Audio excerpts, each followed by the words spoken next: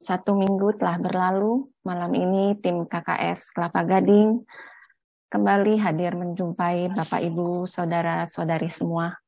Apa kabar semua sahabat KKS dan semua pencinta kitab suci? Semoga kita semua selalu diberi kesehatan dan selalu penuh sukacita. Malam ini KKS kembali hadir dalam acara sosialisasi BKSN 2022, pertemuan yang keempat. Dan tema besar pertemuan BKSN ini adalah Allah sumber harapan hidup baru. Dan malam ini dalam pertemuan keempat, subtemanya adalah Allah sumber harapan karena kerahimannya. Malam ini akan disampaikan pemaparannya oleh Ibu Elis Budiana. Bapak Ibu, sebelum kita mendengarkan pencerahan yang akan disampaikan Bu Elis, mari kita akan mohon penyertaan Tuhan agar acara kita dapat berjalan dengan baik dari awal sampai akhir. Saya minta bantuan Ibu Leni untuk doa pembukaan.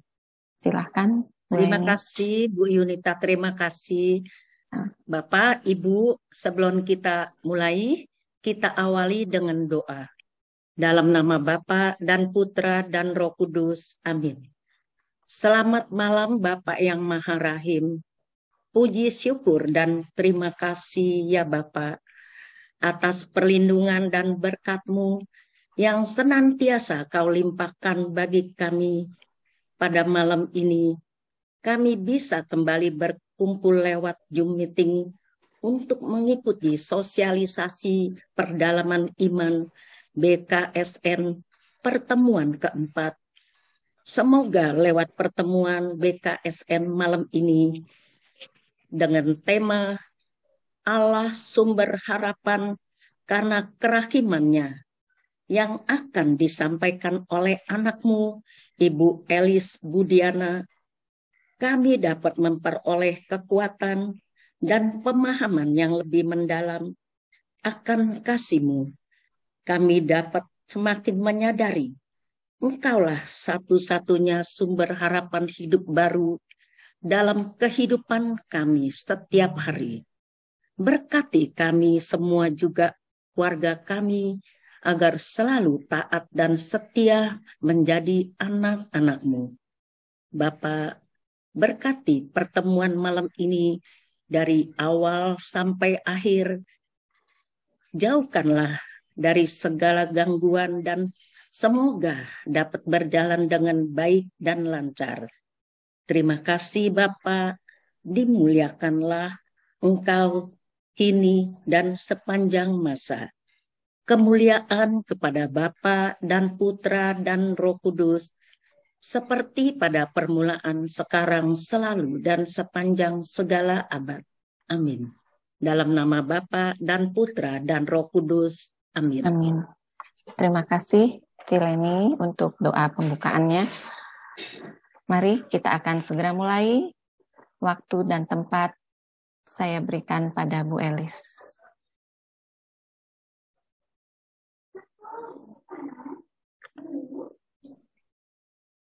Baik, selamat malam Bapak, Ibu, dan sahabat-sahabat KKS Paroki Kelapa Gading. Selamat jumpa kembali. Pada malam hari ini, saya ditugasi Bu Ketua untuk menyampaikan pertemuan keempat. Itu temanya adalah Allah sumber harapan karena kerahimannya.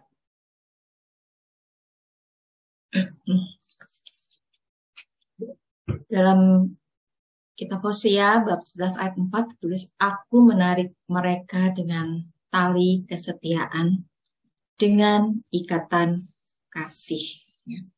Jadi di dalam BKSN tahun 2022 ini kita diajak untuk bersama dengan Nabi Amos dan Hosea, kita akan merefleksikan dan mempelajari tentang bagaimana menumbuhkan harapan untuk menangkis mentalitas keagamaan palsu, untuk melawan ketidakadilan, untuk mengenal kasih setia Allah, dan juga tema yang terakhir ini, yang keempat, kita diajak untuk mengenal Allah yang penuh kerahiman. Dan saya akan share screen. Ya. Pertemuan keempat tadi sudah disebutkan, Allah sumber harapan karena kerahimannya. Tujuannya adalah kita diajak untuk menyadari bahwa Tuhan tetap hadir dan berjuang bersama kita dalam seluruh pejarahan hidup manusia. Ya, dalam seluruh pejarahan hidup Anda dan saya, kita percaya bahwa Tuhan senantiasa hadir. Ya. Meski di tengah perjuangan dan keputusasaan selama pandemi COVID-19, sering kita berpikir bahwa kerahiman Allah sudah hilang. Karena kita hanya berfokus kepada pandemi ini, kepada COVID ini. Ya. Sehingga kerahiman Allah mungkin menjadi memudar, menjadi kurang dirasakan lagi oleh umatnya. Ya. Bahkan kematian dan kehilangan keluarga yang membuat orang merasa tidak lagi menemukan sosok Allah yang berbelas kasihan. Pandemi ini membawa perubahan pandangan sebagian manusia terhadap Tuhan. Melihat Tuhan sebagai sosok yang kejam karena membiarkan semua ini terjadi. Dari orang-orang yang mungkin jauh tidak kita kenal, tetapi semakin hari semakin mendekat, kita kehilangan orang-orang terdekat di dalam keluarga.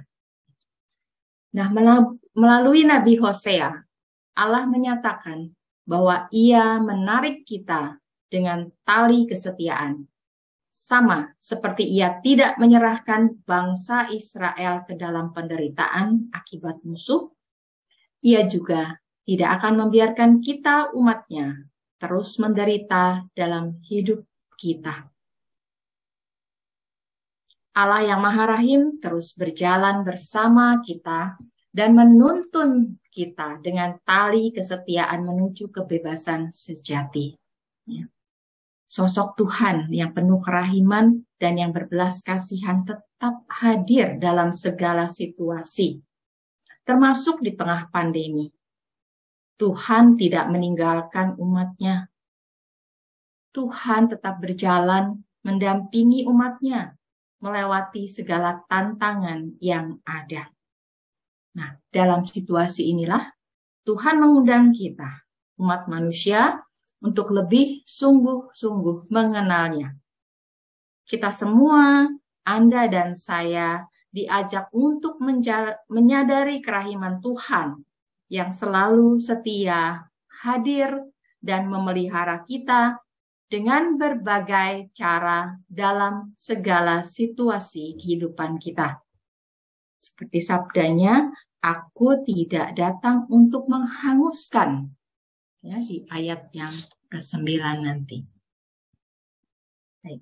Mungkin saya boleh, atau saya bacakan saja ya, kita baca ayat, teks kitab sucinya.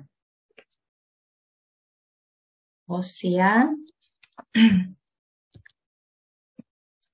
bab 11 ayat 1 sampai dengan 11. Kasih Tuhan mengalahkan kedegilan orang Israel. Ketika Israel masih muda, kukasihi dia, dan dari Mesir kupanggil anakku itu. Makin kupanggil mereka, makin pergi mereka itu dari hadapanku. Mereka mempersembahkan korban kepada para Baal dan membakar korban kepada patung-patung. Padahal akulah yang mengajar Efraim berjalan dan mengangkat mereka di tanganku. Tetapi mereka tidak mau insaf bahwa aku menyembuhkan mereka. Aku menarik mereka dengan tali kesetiaan, dengan ikatan kasih. Bagi mereka, aku seperti orang yang mengangkat kuk dari tulang rahang mereka. Aku membungkuk kepada mereka untuk memberi mereka makan. Mereka harus kembali ke tanah Mesir, dan Asyur akan menjadi raja mereka. Sebab mereka menolak untuk bertobat.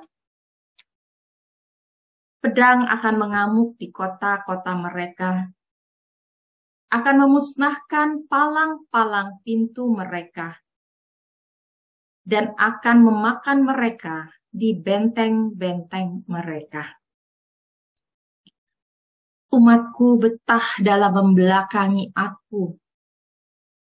Mereka memanggil kepada Baal dan berhenti meninggikan namaku.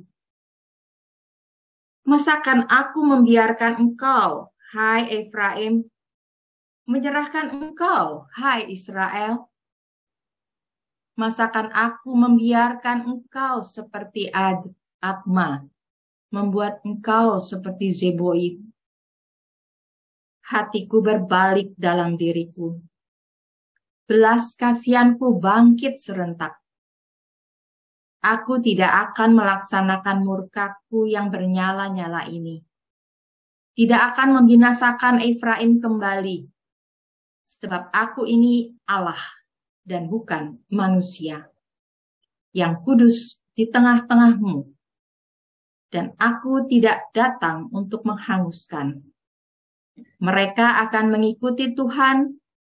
Ia akan mengaum seperti singa. Sungguh, ia akan mengaum. Maka anak-anak akan datang dengan gemetar dari barat. Seperti burung dengan gemetar datang dari Mesir. Dan seperti merpati dari tanah Asyur. Lalu aku akan menempatkan mereka lagi di rumah-rumah mereka. Demikianlah firman Tuhan. Ya,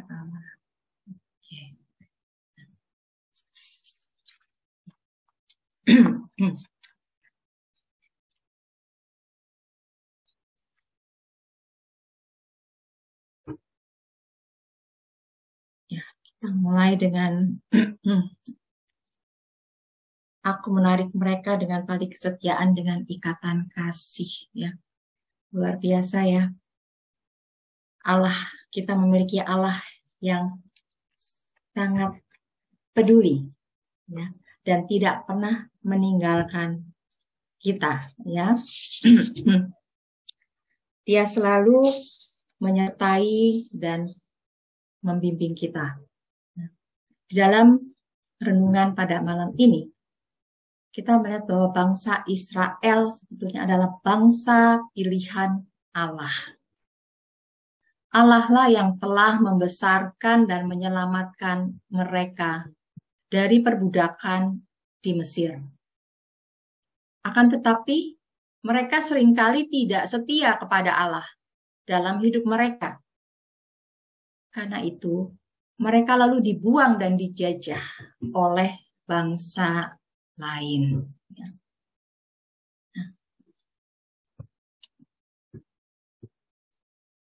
Ayat 1 sampai dengan 4 tadi kita sudah dengarkan, ya, kita sudah baca. Nabi Hosea berbicara tentang kenangan awal dipanggilnya orang Israel dari Mesir menjadi anak Tuhan. Ya. Awal dipanggilnya orang Israel dari Mesir menjadi bagian mengungkapkan apa yang dilakukan Tuhan untuk menjamin kelangsungan hidup anak-anaknya tersebut. Dengan sangat mengagumkan, ia berusaha menyatakan cintanya kepada Israel. Namun bangsa Israel selalu saja membangkang terhadapnya, terhadap Allah. Israel membelakangi Allah dan berpaling kepada dewa-dewi Baal. Baal adalah dewa orang Kanaan. Salah satu dewa yang paling dikenal di antara dewa-dewa lain. Dewa Baal juga disebut sebagai dewa badai atau dewa kesuburan. Namun Tuhan tetap menyebut orang Israel sebagai anaknya. Luar biasa. Ya. Ia mengasuh mereka dengan penuh kasih. Ia mengajak mereka berjalan, mengangkat mereka ketika jatuh, dan menyembuhkan mereka. Tuhan bahkan membungkuk ketika memberi mereka makan. Semuanya ini dilakukan Tuhan, terutama dalam perjalanan dari Mesir menuju tanah perjanjian. Tuhan menjadi seorang bapa yang amat mengasihi anaknya. Ya. Perjalanan relasi Tuhan dengan umat Israel ini luar biasa.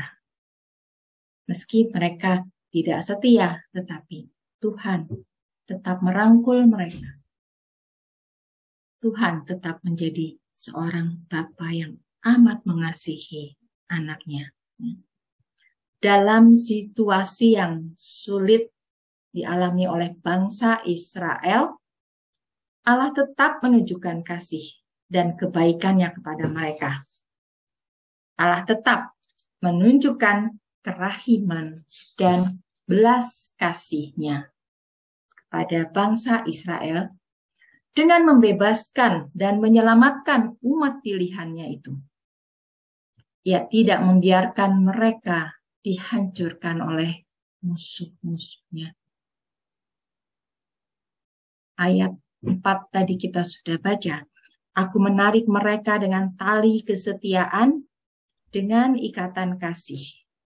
Bagi mereka, aku seperti orang yang mengangkat kuk dari tulang rahang mereka. Aku membungkuk kepada mereka untuk memberi mereka makan. Luar biasa, kerahiman Allah. Ya. Kerahiman seorang Bapa yang amat sangat mengasihi anaknya.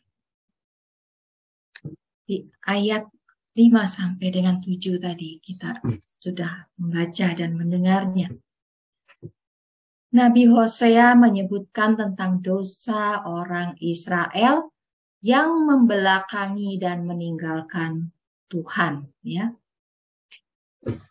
Israel adalah anak yang tidak setia. Meskipun Bapak begitu mengasihi dia, mereka meninggalkan Tuhan. Meski Tuhan telah memelihara mereka dengan penuh kasih sayang. Jika sebelumnya Nabi Hosea hanya menyebutkan tentang Baal sebagai sembahan baru orang Israel, di sini ia menyebutkan nama tempat yaitu Mesir dan Asyur yang bisa memberikan pelajaran kepada mereka. Mesir merupakan tempat mereka dulu ditindas. Sedangkan Asyur diproyeksikan akan menindas mereka lagi. Ayat kelima dituliskan mereka harus kembali ke tanah Mesir dan Asyur akan menjadi raja mereka sebab mereka menolak untuk bertobat. Nah, tindakan Tuhan yang memelihara orang Israel ini tidak ditanggapi dengan baik oleh mereka. Israel adalah anak yang tidak setia. Mereka membelakangi Tuhan dan pergi kepada Baal. Baal itu berarti diartikan tuan atau suami. Sehingga mereka merasa mereka harus setia kepada Baal. Melebihi setianya kepada Tuhan. Mencari Baal berarti mencari Tuhan yang baru. Namun, Tuhan yang baru ini tidak menjamin keberlangsungan hidup orang Israel. sehingga mereka terancam kembali lagi ke penindasan di Mesir atau ditumpas oleh musuh lain, yakni bangsa Asyur, karena ketidaktaatan mereka kepada Allah, Bapa yang mengasihi mereka. Mereka sudah menjadi orang-orang yang murtad. Dengan meninggalkan Tuhan yang memelihara mereka dengan penuh kasih sayang, orang Israel sama saja berjalan menuju kebinasaan. Meskipun demikian, Tuhan tidak akan memusnahkan mereka. Dengan tegas, Tuhan menyatakan bahwa Ia bukanlah manusia.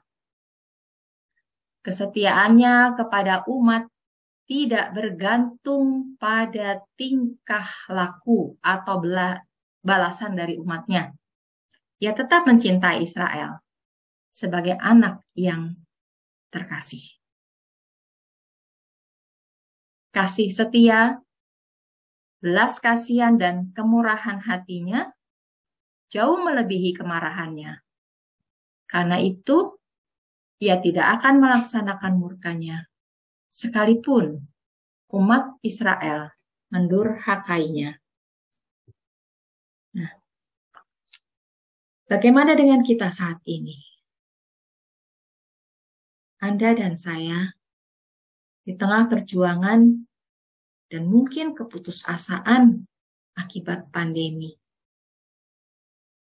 Mungkin kita juga mengalami hal seakan-akan kerahiman Allah itu sudah hilang dan tidak kita rasakan karena kita harus kehilangan orang-orang yang kita kasihi, orang-orang yang kita cintai di masa pandemi ini. Kematian dan kehilangan yang tragis bisa membuat banyak orang merasa tidak lagi menemukan sosok Allah yang penuh belas kasihan.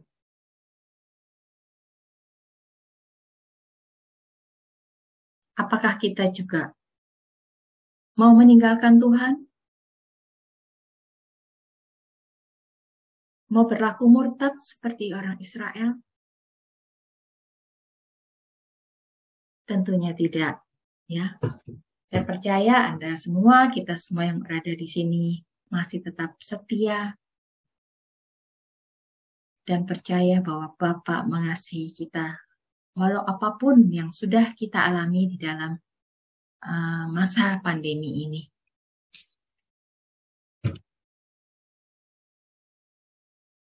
Tuhan tetap mencintai Israel sebagai anak yang dikasihinya. Begitu juga Tuhan tetap mencintai kita, mencintai Anda dan saya sebagai anak yang dikasihinya, meskipun selama masa pandemi ini kita harus menghadapi hal-hal yang tidak nyaman, ya, atau kehilangan orang-orang yang kita kasihi.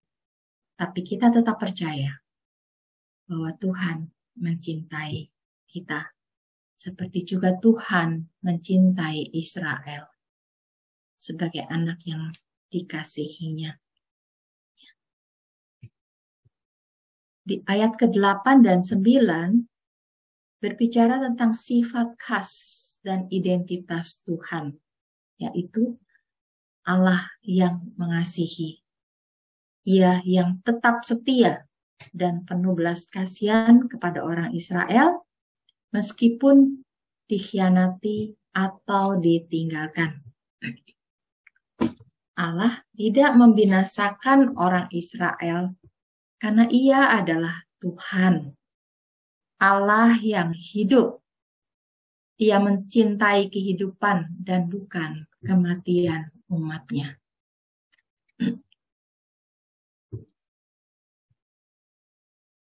Ayat yang ke-8 tulis, masakan aku membiarkan engkau, hai Efraim, menyerahkan engkau, hai Israel? Tidak. Allah mengasihi, Allah senantiasa menjaga. Ya.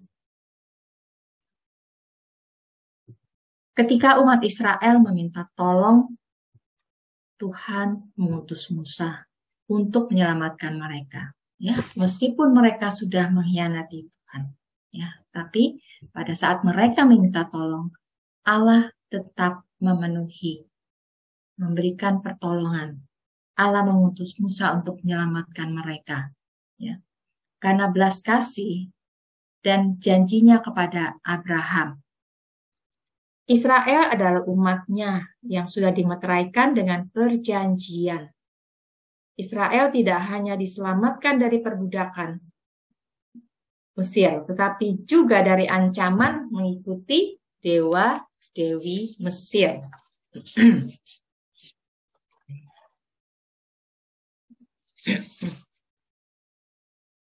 Untuk menyelamatkan mereka, Tuhan mengajarkan mereka berjalan, mengangkat mereka dari kejatuhan, dan menyembuhkan mereka dari luka-luka. Tuhan juga mengangkat kuk dari tulang rahang mereka dan memberi mereka makan. Kasih setia, belas kasihan, dan kemurahan hatinya mengalahkan kemarahannya. Tuhan tidak melaksanakan murkanya, sekalipun umat Israel mendurhakainya. Ya. Tuhan mengarahkan jalan mereka di padang gurun kepada pertemuan di Sinai untuk mengikat mereka dalam tali kasih, sebuah perjanjian untuk dapat menuju tanah perjanjian. Namun mereka tetap tidak setia. Demikianlah orang Israel. Semakin dipanggil, mereka semakin menjauh dari Allah. Bagaimana dengan kita, Anda dan saya? Allah juga memanggil kita semua. Apakah kita mau datang kepadanya? Apakah kita pernah menjauhi Tuhan? Mengabaikan panggilannya?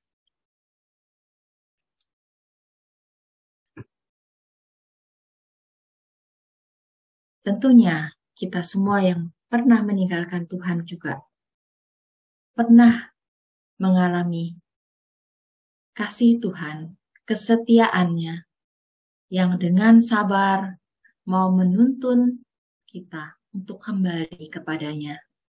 Bagikan orang tua yang menuntun anaknya dengan sabar dan penuh kasih. Itulah Allah. Allah yang setia. Allah kita semua. Melalui Nabi Hosea, Allah menyatakan bahwa Ia menarik kita dengan tali kesetiaan. Sama seperti Ia membebaskan umat Israel, Ia juga tidak akan membiarkan kita terus menderita dalam hidup ini.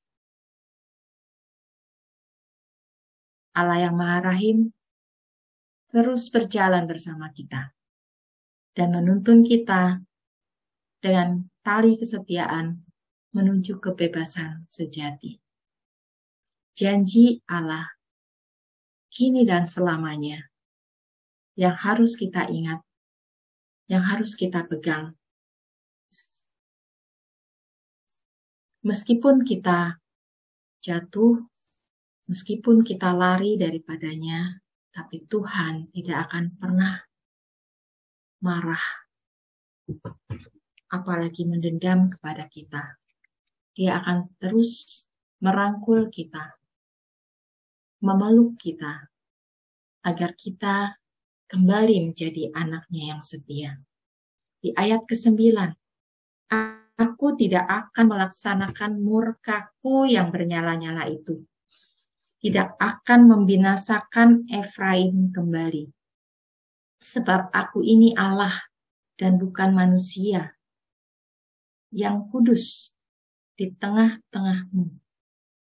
Dan aku tidak datang untuk menghanguskan. Itulah janji Allah bagi Israel dan juga bagi kita semua, bagi Anda dan saya.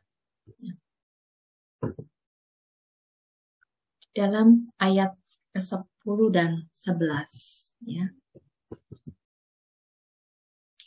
Nabi Hosea mengetengahkan tentang cara Tuhan menyadarkan orang Israel untuk kembali kepadanya. Apa yang dilakukan Tuhan? Tuhan mengaum seperti singa untuk memberikan peringatan kepada orang-orang Israel agar mau mendengarkannya kembali.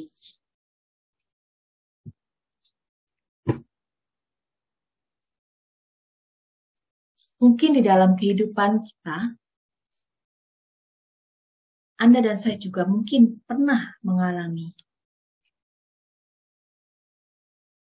auman singa.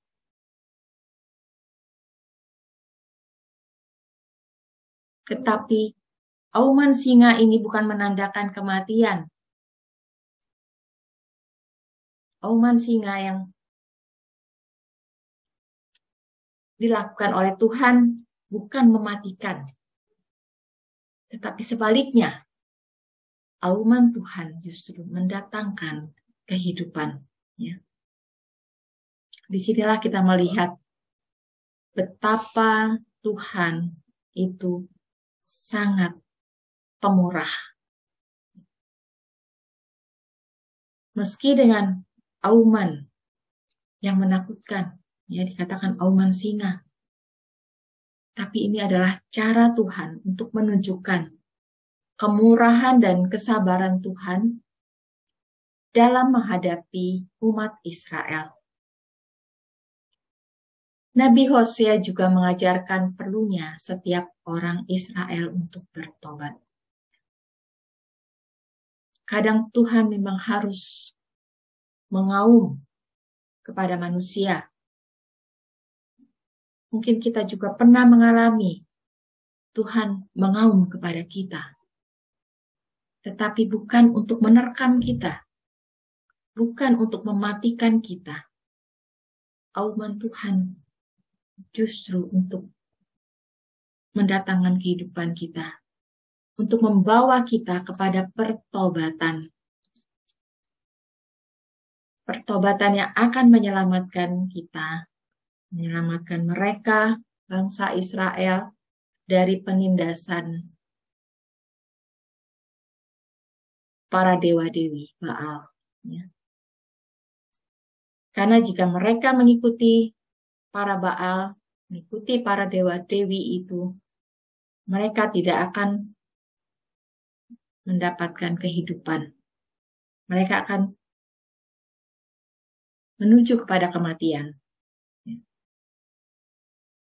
Jadi, auman singa itu akan membawa kita kepada kematian, tetapi auman Tuhan justru akan membawa kita kepada kehidupan. Ya. Membawa kita untuk bertobat. Dengan pertobatan itu, kita akan diselamatkan.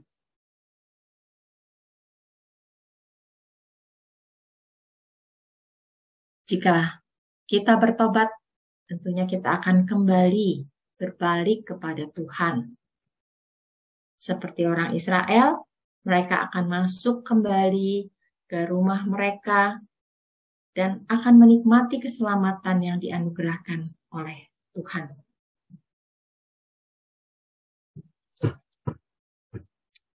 Untuk mengembalikan anak durhaka menjadi anaknya yang terkasih, Tuhan memakai cara lain. Ya, terpaksa Tuhan harus mengaum seperti singa. Terpaksa Tuhan harus memberikan peringatan keras supaya mereka menjadi gemetar dan kembali kepadanya. Mungkin di dalam kehidupan kita juga mengalami menerima auman singa, ya. Tetapi bukan yang untuk mematikan. tapi auman Tuhan itu justru untuk membawa kita kepada pertobatan, agar kita memperoleh kehidupan. Ayat 10, mereka akan mengikuti Tuhan, ia akan mengaum seperti singa. Sungguh ia akan mengaum, maka anak-anak akan datang dengan gemetar dari barat. Dan di ayat 11, seperti burung dengan gemetar datang dari Mesir dan seperti merpati dari tanah Asyur, lalu aku menempatkan mereka lagi di rumah-rumah mereka.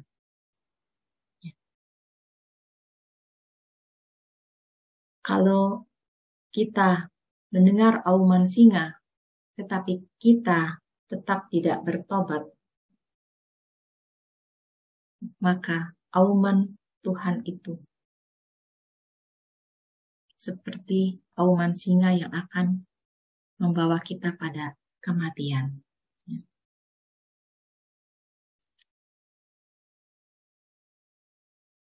Di dalam kehidupan ini bisa menjadi refleksi kita. Pernahkah kita mengalami atau Tuhan memperingati kita seperti Tuhan memperingati orang-orang Israel itu? Dan bagaimana sikap kita pada saat kita mendengar auman Tuhan?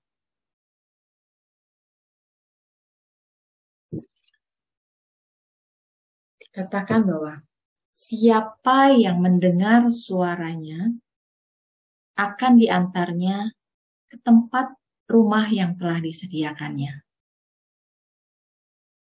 Kita diberi kebebasan selama kita masih hidup di dunia ini. Jalan panjang terbentang di hadapan kita.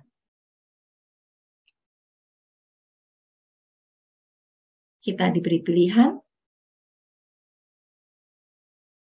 mau masuk ke rumah yang telah disediakan Bapa bagi kita,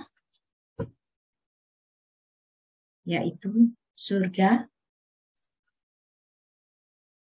atau kita memilih jalan yang lain. Selagi kita masih hidup di dunia ini, tentunya kita masih punya kebebasan. Kita masih punya pilihan.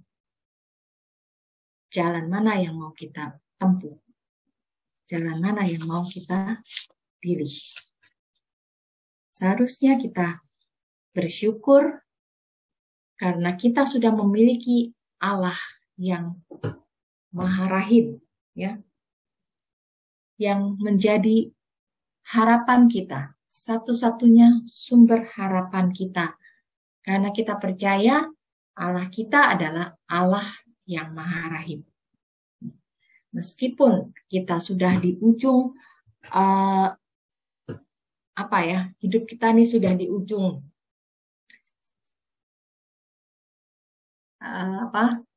kematian, ya.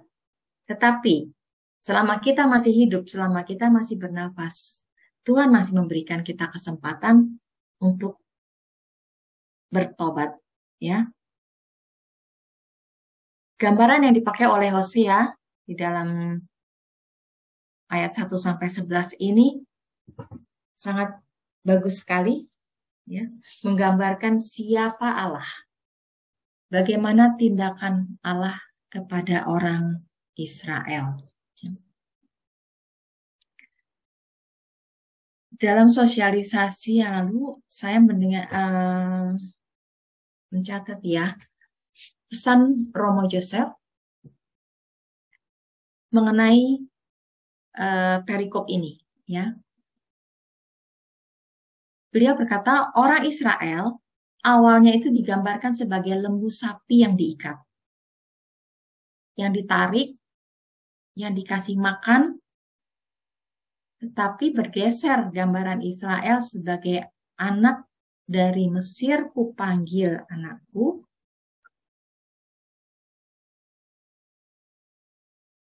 Kenapa Mesir? Karena Mesir selalu diungkap untuk mengingatkan orang Israel. Kembalilah kepada perjalanan awal mereka. Ya. Menurut Romo Yosef, penting buat kita sadari, sebagai penyimpulan kita, kembalilah kita juga kepada pengalaman dasar kita. Ya. Kalau tadi orang Israel diminta untuk kembali kepada perjalanan awal mereka, bagi Anda dan saya, bagi kita semua, sebenarnya Tuhan juga mengajak kita kembali ke perjalanan dasar kita. Baik kalau kita bisa menyediakan waktu untuk berefleksi, menyadari, mengingat-ingat kapan kita mulai percaya kepada Tuhan. Kapan pertobatan kita itu mulai di dalam hidup kita masing-masing. Anda dan saya pastinya punya pengalaman-pengalaman yang berbeda. Kapan kita mengalami pengalaman kasih Tuhan yang menyelamatkan, yang menarik kita kembali kepada Tuhan. Mungkin juga kita dulu masih belum jadi pengikut Tuhan. Seperti orang-orang Israel ini, mereka masih menyembah dewa-dewi Baal. Nah, kita mungkin bukan menyembah dewa-dewi Baal, tetapi kita masih jauh dari Tuhan. Kita mungkin tidak mengenal Tuhan dahulu. Kalaupun kita mengenal, mungkin kita dibaptis dari bayi. Tapi kemudian kita meninggalkan Tuhan. Kita meninggalkan gereja. Melalui bacaan ini, melalui tema Allah sumber harapan karena kerahimannya, kita diajak untuk mengumpulkan kembali semua pengalaman-pengalaman kebaikan-kebaikan Tuhan yang pernah kita alami, agar kita sadar sungguh-sungguhnya kerahiman Allah itu yang sungguh-sungguh luar biasa, yang boleh kita alami di dalam kehidupan kita.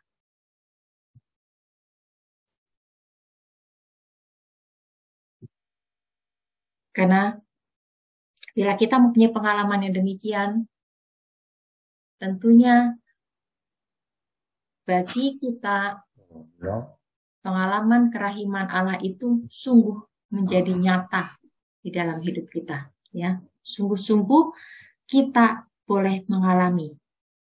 Dan hal itu sungguh menjadi modal kita untuk terus percaya dan mencintai Tuhan. Makan lagi aja. Di ayat 11 ditulis, hatiku jungkir balik, seperti itulah kasih Allah yang mengasihi kita. Allah nggak mudah marah kepada kita. Endingnya adalah kerahiman Allah. Dengan mengharapkan kerahiman Allah, kemurahan kasih Allah, kita dapat berharap dan meminta agar kita boleh menjalani hidup yang baik di hadapan Tuhan, boleh senantiasa hidup dalam pertobatan. Namanya manusia, jatuh bangun itu pasti pernah kita alami, ya. Tapi jangan kalau sudah jatuh ya jatuh terus gitu. Jatuh, kita bangkit dan bertobat. Bersyukur kita menjadi anggota gereja Katolik, ya. Di saat kita jatuh, kita bisa menerima sakramen tobat, mengakui segala dosa-dosa kita, dan di situ kita boleh diangkat kembali karena kemurahannya, karena kerahiman Tuhan kepada manusia. Kita boleh dimurnikan kembali, dikuduskan kembali. Semua itu bisa terjadi oleh karena kerahimannya.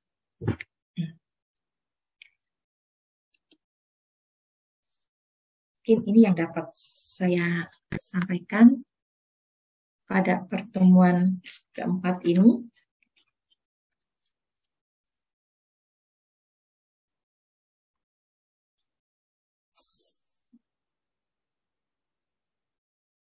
Kepada teman-teman mungkin kalau ada yang mau menambahkan atau ada yang punya pengalaman-pengalaman bagaimana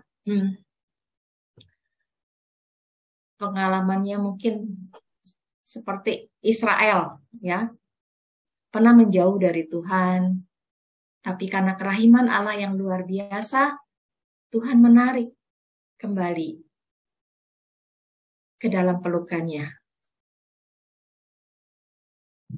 Boleh menjadi anaknya yang dikasihi. Seperti gambar saya tadi ini loh.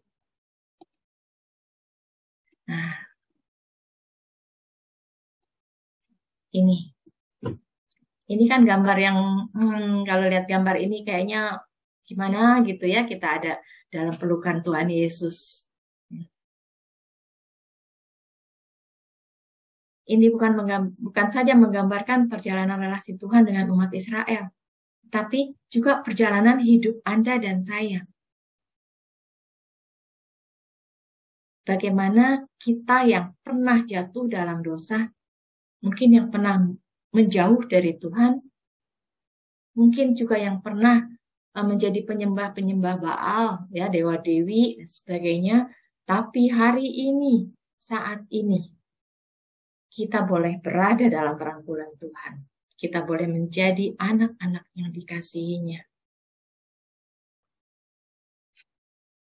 Pasti Anda mungkin ada yang punya pengalaman-pengalaman indah yang bisa dibagikan pada kita. Atau ada yang mau menambahkan, meneguhkan untuk tema Allah sumber harapan karena kerahimannya. Pak Paulus boleh menambahkan kalau yang saya sampaikan tadi kurang jelas, atau Bu Rosita. Siapa nih teman-teman? Nah, ada Pak Toto, ada Suster Cornelia, Pak Agus Saputra. Waktunya masih panjang, mungkin saya kecepatan ya. Siap. Saya kembalikan ke MC, Pak Toto. Ayo, siapa yang mau menambahkan atau berkomentar atau pernah mengalami pengalaman bagus, pengalaman jelek, pengalaman kasih dari Allah. Pak Agus kayaknya banyak pengalaman tuh. Pak Agus Saputra ada. Boleh Pak Agus, ayo. Yang lain dulu. Oh gitu. Ya. Atau Suster Cornelia, kenapa jadi suster? Mestinya masa mudanya kan masa yang lain, tiba-tiba kok jadi suster, itu pengalaman pasti mengalami kasih Allah ya suster. Silakan suster.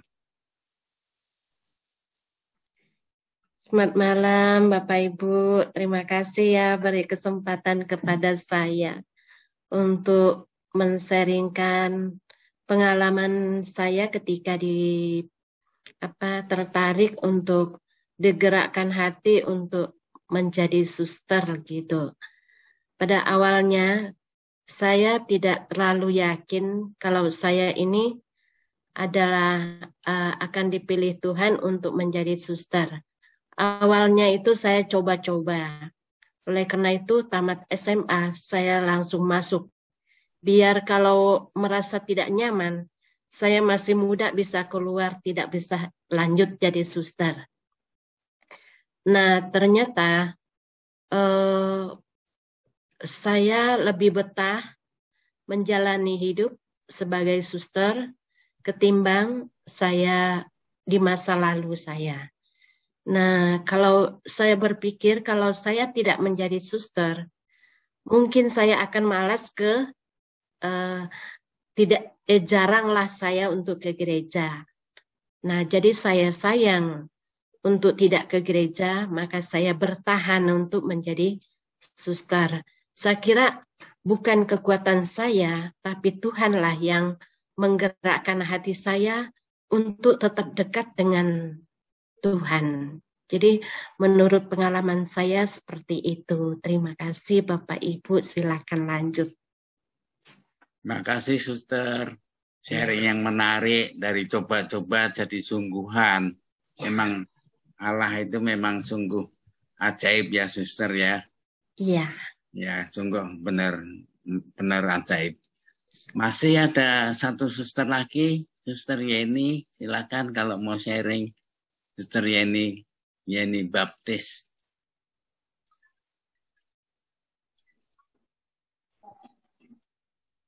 Atau teman yang lain barangkali. Pak Paulus ada nggak mau ngomong? Coba Pak Paulus. Suster sudah buka kamera tuh Pak Toto. Oh ya, sorry, punya saya pindah. Suster, silakan Suster. Selamat malam Bapak Ibu. Iya, selamat malam Suster. Ya, perkenalkan saya Suster Yeni Baptista, teman Suster Cornelia.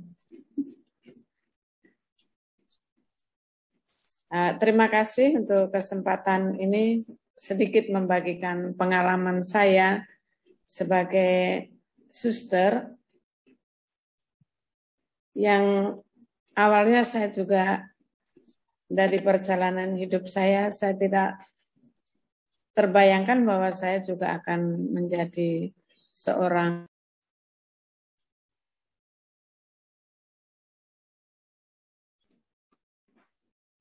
dan latar belakang saya sebenarnya saya bukan dari agama Katolik yang sejak kecil dari orang tua saya yang Katolik, tidak. Tetapi saya mulai menjalani hidup sebagai seorang Katolik itu sejak kelas 3 SMP karena saya sekolah di sekolah Katolik di milik Yayasan Bruder FIC. Dari situ saya mulai tertarik, saya melihat seorang suster, seorang bruder, seorang romo, kok sepertinya hidupnya enak. Awalnya hanya seperti itu. Tetapi kenyataannya ya memang enak. Selama ini yang saya jalani sampai sudah ya kurang lebih 30 tahun saya hidup membiara ini, saya belum mengalami hal-hal yang paling menyulitkan dalam hidup saya. Sedikit memang sering mengalami suka duka dalam kehidupan itu, saya kira hal yang wajar sebagai ibu rumah tangga, sebagai bapak rumah tangga pun tetap akan mengalami hal-hal yang pasti akan kerikil-kerikil kecil akan kita lewati itu. Sebagai suster, saya juga mengalami hal-hal seperti itu. Tetapi dengan bantuan rahmat Tuhan yang juga disertai karena doa, juga itulah yang menguatkan kami sebagai seorang biarawati maupun biarawan itu.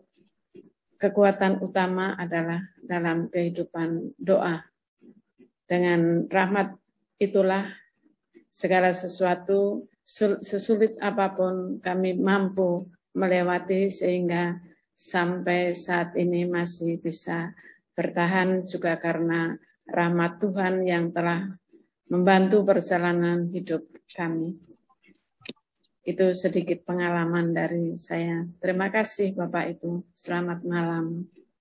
Terima kasih banyak Suster, pengalaman yang sungguh indah. Memang Allah itu kasih ya Suster, jadi panggilannya itu pasti masuk di hati Suster. Jadi Suster nggak bisa mengelak ceritanya begitu.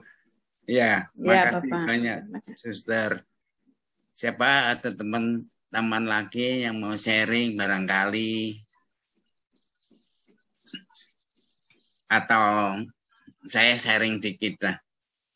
Dulu waktu saya SD, SR ya dulu ya, SR kelas 6, ketika selesai ujian SR itu, saya diajar oleh yang kepala kelasnya itu, yang pegang tuh Bruder Isidorus. Waktu itu saya ditanya, kamu mau ke seminari enggak? Nah saya tuh kan nggak ngerti Suster, teman-teman. Seminari itu apa? Jadi ya saya langsung jawab enggak ah. Saya mau ke SMP aja. Seminari benar loh, saya nggak ngerti apa itu seminari. Nah waktu di SMP saya itu kan bergaulnya dengan SMP bruderan ya. Saya bergaulannya di sekolah itu kan dengan bruder, dengan teman-teman itu. Dan saya kebetulan ada teman di Kebon Dalem. Waktu itu ada misinar ya. Saya jadi ikut. Saya sejak kelas 1, kelas 2, kelas 3, SMP itu, saya tiap hari 365 hari itu nggak pernah nggak ke gereja. Meskipun hujan angin, saya tetap ke gereja. Karena gereja dengan rumah saya itu agak dekat, jadi bisa saya tempuh dengan naik sepeda. Selesai misa, pulang, terus berangkat ke sekolah. Itu 365 hari, nggak sombong ya, Saudara. Karena saya juga merasakan betapa saya setahun melayani di gereja, lalu yang 2 tahun melayani di kapel. Kapel susteran, waktu itu di kapel susteran Kebon Dalem. Jadi saya bergaulnya di sekolah dengan bruder, di gereja dengan suster-suster. Betapa saya juga merasakan kasih Allah. Kenapa saya sampai 365 hari itu nggak pernah absen, meskipun hujan angin gitu loh. Cuman ya panggilan saya lain kali Suster. Saya dari SMP terus ke SMA kan. Dari situ saya masih belum ngeh itu seminari itu apa. Cuman terakhir ya SMP kelas 3 ada teman saya yang masuk, tiba-tiba masuk seminari, bukan tiba-tiba kali ya. Kami naik mobil dari teman juga bersama-sama, sempat mengantarkan teman saya itu ke seminari di Mertoyudan. Udah saya antar di situ, dia juga udah punya pacar sebenarnya, Suster. Pacar anak asrama susteran di Kebon Dalem. Ya waktu ditinggal itu ya mereka berdua itu sempat nangis-nangisan. Jadi tapi ya panggilannya ternyata dia sempat pakai jubah Suster, tapi belum sempat pakai belum sempat kaul gitu loh. Dia itu ambil ordonya Yesuit, belum sempat kaul Suster. Ya akhirnya dia juga belum sempat kaul ya. Cuman pacarnya itu udah menikah dengan orang lain Suster, jadinya udah pacaran dengan orang lain lah gitu. Itu sharing saya Suster. Jadi saya meskipun saya bergaul di lingkungan susteran, bruderan, tapi panggilan saya tetap lain Suster. Ya, saya tetap bersyukur. Memang begitulah. Terima kasih teman-teman semua, Suster juga, itulah sharing dikit dari saya. Makasih. Ayo sekarang Pak Agus kali. Tadi kan ngomong yang lain dulu. Yang lain udah loh Pak Agus Saputra.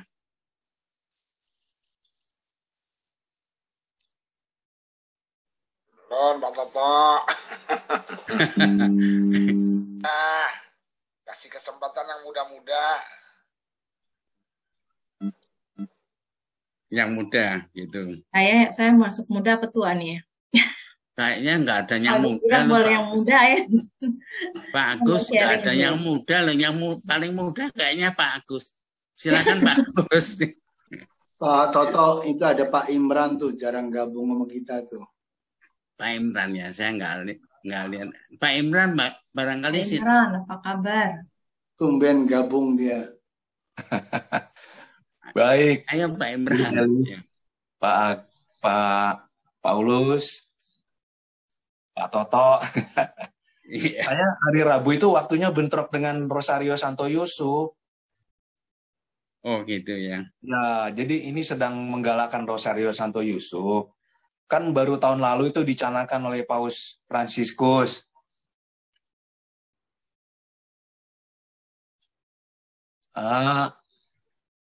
Ya kalau mengenai sharing ya apa? Saya sih waktu kecil itu belum kenal gereja gitu ya, belum kenal gereja. Saya lahir di Jakarta, nah kemudian dibawa ke kampung di Cikarang, belum umur berapa tahun gitu ya, dibesarkan di sana. Nah itu belum kenal gereja. Saya kenal Alkitab itu gara-gara mama saya suka kirim kartu pos gitu ya, dari baca di koran ada apa namanya, kalau kamu mau dapat buku Injil gratis, nah ini kirim kartu pos ke alamat ini gitu kan. Itu mama saya tuh, dia hobi masukin di kantor pos. Nah kemudian tunggu berapa hari, nah kemudian yang kita request itu datang. Nah waktu itu saya ingat waktu saya kecil yang datang itu bukannya Alkitab full dari kitab Kejadian sampai Wahyu, tapi hanya Injil Matius gitu. Wah, begitu itu kitab Injil itu datang udah seneng gitu ya. Ya tadinya belum kenal ajaran apa-apa, yang ngakunya sih beragama Buddha gitu, tapi juga nggak mengikuti pelajaran Buddha secara mendalam gitu ya, sama sekali, atau bahkan boleh dibilang sama sekali nggak mengikuti ajaran Buddha. Nah, waktu itu saya kurang lebih kelas 5, kelas 4 SD gitu ya. Nah, mama saya kirim ke Jakarta lah gitu, kayaknya kantor pusatnya tuh, untuk minta kitab yang ditawarkan di surat kabar. Waktu itu surat kabarnya Kompas. Datang Injil Matius. Wah, senang saya, kebetulan waktu kecil kan hobi baca juga gitu ya. Sejak belajar baca terus bisa membaca, jadi hobi baca. Kemana-mana saya bawa itu Injil Matius. Wah, yang saya ingat itu mengenai sosok pribadi Yesus itu, wah ini orang hebat bener ya, bisa jalan di atas air. Nah ini terbawa oleh apa? Terbawa oleh kebiasaan papa saya suka baca buku cerita silat, gitu kan. Nah, dalam cerita silat itu kan kita perhatikan tokoh-tokohnya ya. Wah, ada yang ilmu meringankan tubuh, ilmu bisa terbang gitu. Nah begitu saya baca Injil, wah ini kok Tuhan Yesus hebat sekali bisa jalan di atas air. Nah, kemudian dan selanjutnya lah mujizat-mujizat gitu ya. Nah itu awal cerita saya waktu di masa kecil. Nah kemudian itu awal-awal saya mengenal Yesus. Nah yang uniknya lagi begini, dari kisah kecil saya membaca Injil itu di halaman Tepekong. Jadi rumah saya itu kan dekat Tepekong. Jadi kita kalau biasa sore-sore papa mama udah selesai dagang gitu kan, biasanya dagang ya. Selesai dagang udah sampai rumah, nah kumpul di halaman Tepekong ya, ada lapangan bulu tangkis nah gitu. Nah yang uniknya buat saya baca Injil itu saya bawa ke halaman Tepekong, saya baca di situ. Nah di situ saya melihat ini kok Tuhan Yesus hebat gitu, yang saya lihat hebatnya ini gitu ya, kok bisa terbang bisa berjalan di atas air ya. Dalam cerita silat itu istilahnya ilmu meringankan tubuh. Nah itu cerita masa kecil saya. Nah kemudian saya pada kelas 1 SMP pindah ke Jakarta ya, pindah ke Jakarta, sekolah di Jakarta. Oh iya, tadi waktu SD itu saya sekolahnya sekolah negeri, SD Negeri Waluya namanya, di Cikarang di Kabupaten Bekasi. Nah kemudian SMP pindah ke Jakarta, masuk SMP Kristen Berkat. Nah, di Jakarta ini saya berkenalan dengan gereja Katolik itu lewat majalah Hidup, Pak Toto. Majalah Hidup. Jadi kebetulan cicinya mama saya ini udah Katolik duluan gitu ya. Dibaptisnya tuh di gereja Santo Antonius Padua Bidara Cina ya. Ini cicinya mama saya itu berlangganan majalah Hidup. Nah, yang bekas-bekas nih, majalah Hidup yang bekas-bekas dikasihkan ke mama saya baca majalah Hidup. Nah, salah satu artikel yang saya sempat tertarik itu adalah mengenai kehidupan di Biara Okso. Biara kontemplatif terapis Okso yang di Temanggung itu, gitu kan. Nah, jadi berbekal dari Injil yang udah saya baca tadi, hanya Injil Matius ya, saya melihat bahwa wah, Injil ini adalah berupa peraturan hidup. Harus begini, harus begitu, jangan begini, jangan begitu. Nah, kemudian di majalah Hidup ini saya melihat kok ada sekelompok orang dengan cara hidup yang menurut saya sesuai dengan nasihat-nasihat Injil yang saya baca tadi gitu. Yaitu apa? Sekelompok orang itu adalah biarawan Okso gitu kan. Jadi mereka hidup sederhana, terus bisa merekrut pekerja dari tetangga mungkin penduduk sekitar biara gitu ya. Saya melihat wah, ini cara hidup mereka ini sesuai ini dengan nasihat Injil. Jadi ora et labora gitu ya, mereka beribadat 1 hari 7 kali gitu. Itu saya sempat tertarik, kepengen masuk Biara Okso gitu ya. Nah, cuman ya memang cuman sampai terbatas, hanya tertarik aja gitu ya, sampai sampai mendalami, karena waktu itu menurut saya sih ada keterbatasan komunikasi ini ya, nggak lancar seperti sekarang kan, hitungan detik aja mau hubungan ke Temanggung udah hitungan detik sampai lewat WA, lewat email dan lain-lain. Kalau waktu itu kan kita harus bersurat. Seumpama mau masuk biara bersurat, nanti diproses lagi ini itu. Ya akhirnya saya lulus SMP nggak jadilah masuk biara, masuk sekolah Katolik. Nah, tadinya kan sekolah Protestan itu GPDI atau apa gitu ya, SMK Kristen Berkat. Masuk sekolah Marsudiri ini Katolik. Nah, di sini saya mulai berkenalan dengan agama Katolik sampai dibaptis itu tahun 1982. Nah, jadi saya dibaptis itu baptis remaja. Nah, sejak saat itu begitu udah dibaptis, kemudian sekolah lulus, nggak begitu aktif tuh saya di gereja gitu ya. Ya waktu baru-baru dibaptis ya berusaha lah, namanya udah dibaptis gitu ya, tiap hari Minggu harus ke gereja. Nah, saya bahkan waktu itu ada misa harian yang pagi itu aja saya nggak tahu, Pak. Nggak tahu itu saya kalau pagi-pagi itu di gereja Katolik itu ada misa harian. Jadi saya kalau masuk sekolah itu ngelihat teman-teman saya keluar dari gereja gitu kan, di depan sekolah ada gereja ya, gereja Santo Yosef Matraman. Saya perhatikan ini teman-teman keluar dari gereja pada ngapain di dalam gereja ya gitu. Jadi padahal itu saya udah dibaptis ya, mungkin ini kesalahan dari katekisnya nggak memberitahu bahwa di gereja itu tiap hari ada misa jam 6 lah kalau di Jakarta ya, kalau di Solo kan jam 5:30. Mungkin ini perlu perhatian juga untuk katekis, untuk memberitahukan calon baptis bahwa di gereja itu setiap pagi, tiap hari itu ada misa gitu. Nah, ini kembali ke cerita masa SMA saya ya. Jadi pada saat masuk sekolah, saya tuh nggak tahu teman-teman ini keluar dari gereja, ini kok pada dari gereja ngapain, kirain saya doa sendiri-sendiri, doa pribadi gitu ya. Udah berlangsung sampai 3 tahun, nah terus sampai kuliah, itu kerinduan itu masih ada. Kerinduan untuk menjadi biarawan Okso gitu ya. Karena setiap kali saya membaca Injil, ini kok ngelihat cara hidup, ini kok nggak cocok, cara hidup itu nggak cocok. Kok orang ini serakah, kok orang itu licik, penipu gitu ya. Yang sesuai dengan Injil yang saya baca itu hanya di biara Okso. Sekelompok orang itu yang hidup di biara Okso. sesuai dengan nasihat Injil. Nah, kemudian pergumulan batin lah gitu ya. Sambil kuliah, sambil menilai cara-cara hidup orang dan lain-lain. Nah, kemudian sampai saya menikah. Nah, ketemu sama istri saya tuh, ada orangnya beda HP tuh, namanya Linda Linggawati.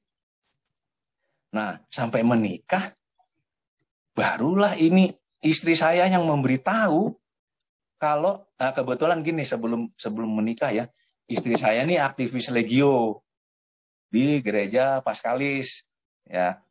Nah, dia ini yang memberitahu saya kalau setiap pagi di gereja itu ada misa loh katanya. Lah saya bilang, wah apa iya nih? Wah, saya mulai tertarik kan. Nah, itu pertama kali saya minta saya mau ikut misa harian yang pagi itu, saya minta anterin sama istri saya.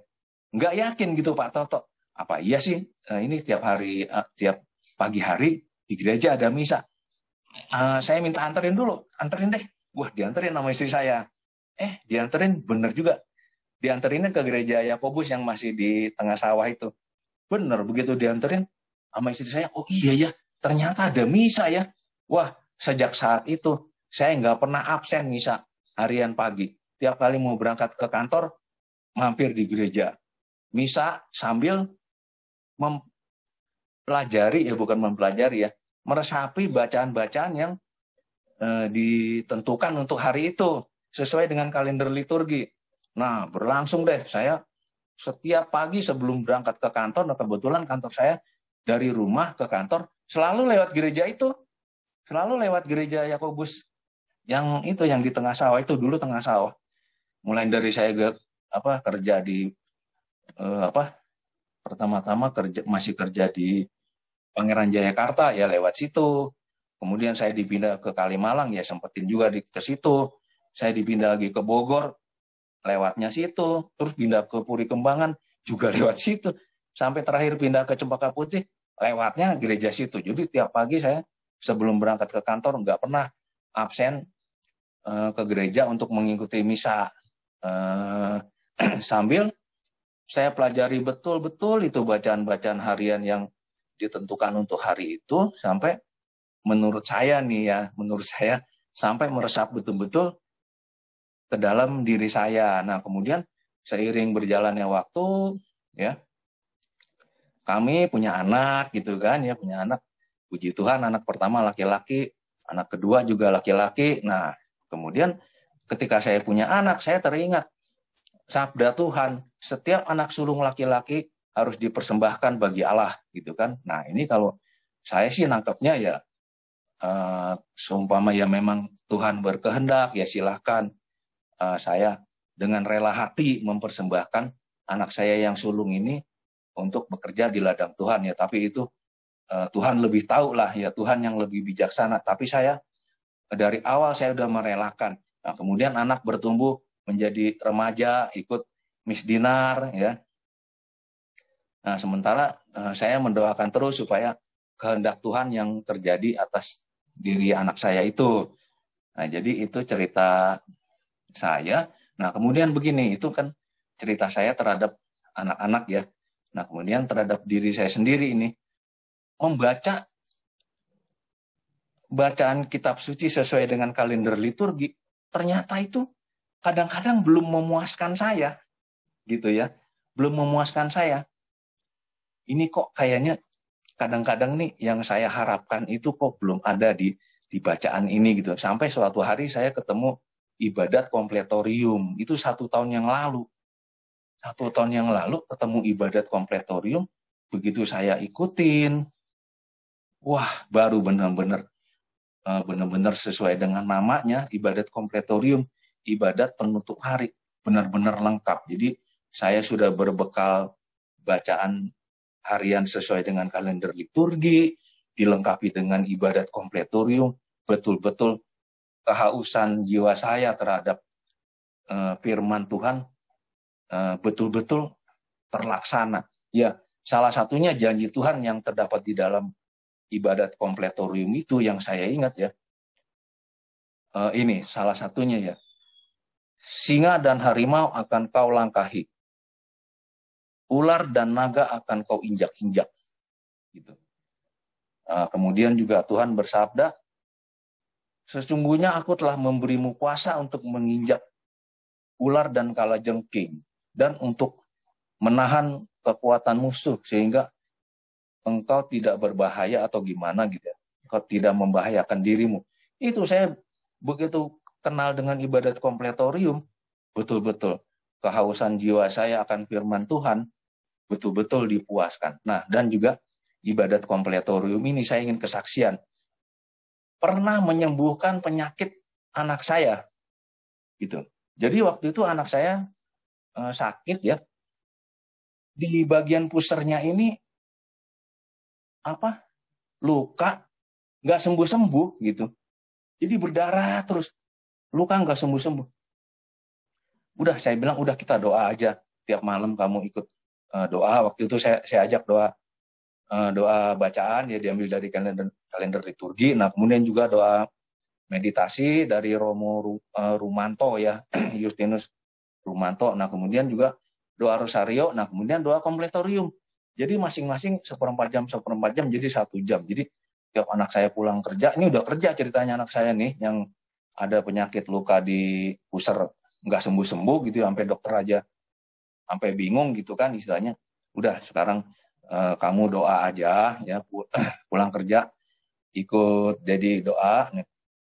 Puji Tuhan nggak sampai beberapa bulan sembuh gitu. Jadi demikian kesaksian saya untuk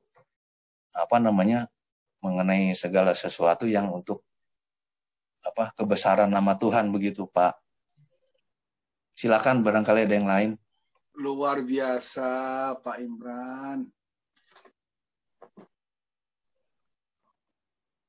Pak Toto.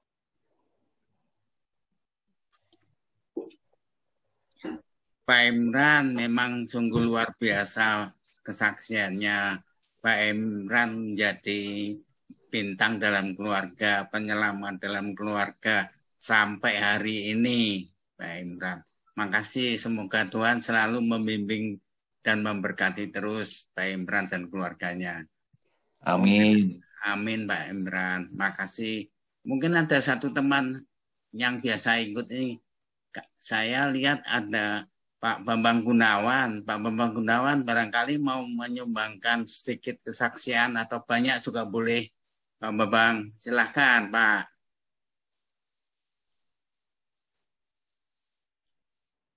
Pak Toto, hari ini saya agak terlambat datang, jadi saya menikmati saja ya. Oh, terima kasih ya, Pak Toto. Iya, nggak apa-apa Pak Gunawan. Mungkin lain kali bisa lebih. Pak Toto, ya. Mungkin saya mau sharing ya tentang ayo silakan. Firman Allah. Tadi nggak nyambung soalnya, istirahat dulu. Saya tuh merasa bahwa kerahiman Allah dalam diri saya itu, pengalaman kerahiman Allah itu luar biasa saya alami di dalam kehidupan saya. Saya berasal dari keluarga Buddhis, ya, di rumah juga yang istilahnya pakai banyak patung-patung yang saya dari kecil tuh diharuskan pasang hiyo gitu ya, setiap hari. Nah, kemudian mami saya meninggal pada saat saya kelas 3 SD. Karena nggak ada yang ngurusin, jadi patung-patung itu diserahkan ke kelenteng. Nah, ini saya sekolah kan di sekolah Katolik Santa Ursula dari TK sampai SMA. Nah, pada saat kelas 5 SD, saya jujur tertarik sekali dengan suster dan suster kepala sekolah saya TK waktu itu, dan ada pastor waktu itu, Pastor Lamers ya, SY.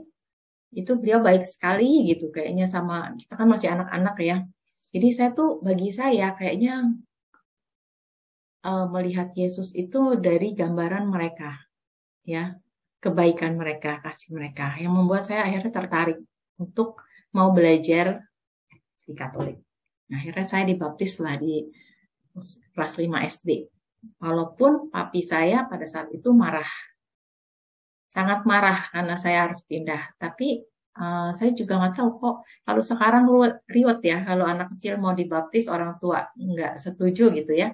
Tapi pada waktu itu saya dikasih, pokoknya saya dibaptis di katedral oleh Pastor Lamers. Kemudian kelas 1 SMP saya terima sakramen penguatan. Saya merasa itu juga jalan Tuhan, kerahiman Tuhan yang bisa mengizinkan saya untuk dibaptis, walaupun keluarga saya semua masih Buddha. Kalau sekarang kan kayaknya harus ada syarat ya, harus ada keluarga yang Katolik, kalau anak-anak itu harus ada pendampingan dan sebagainya. Tapi saya waktu itu kok bisa. Kemudian, waktu mami saya meninggal, saya kelas 3 SD itu belum saya terlalu merasa kehilangan. Tapi saya mengalami satu beban yang sangat berat pada saat saya di kelas 1 SMA. 2-3 tahunan saya tuh benar-benar merasa beban yang sangat berat. Saya marah sama Tuhan. Jujur. Saya marah sama Tuhan. Kenapa?